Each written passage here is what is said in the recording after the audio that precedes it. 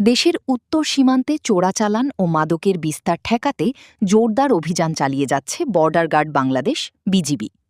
এরই অংশ হিসেবে কুড়িগ্রাম সীমান্তে গত ২৪ ঘণ্টায় পরিচালিত বিশেষ অভিযানে প্রায় ৩৫,৯৮,৫৪০ টাকা মূল্যের চোরাচালানি পণ্য, মাদকদ্রব্য ও গবাদি পশু জব্দ করা হয়েছে।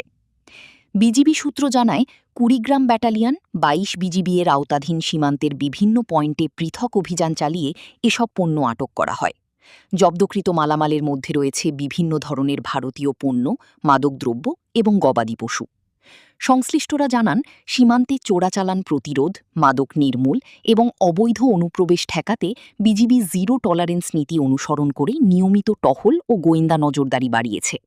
এর ফলে সাম্প্রতিক সময়ে সীমান্ত এলাকায় চোরাচালান কার্যক্রম উল্লেখযোগ্যভাবে চাপে পড়েছে। কুড়িগ্রাম ব্যাটালিয়ন ২২ বিজিবি এর অধিনায়ক লেফটেন্যান্ট কর্নেল মোহাম্মদ মাহবুবুল হক বলেন, সীমান্ত এলাকায় যে কোনো ধরনের অবৈধ কার্যক্রম রোধে বিজিবি সর্বোচ্চ সতর্ক অবস্থানে রয়েছে। চোরাচালান ও মাদক বিরোধী অভিযান ভবিষ্যতেও আরও জোরদার করা হবে।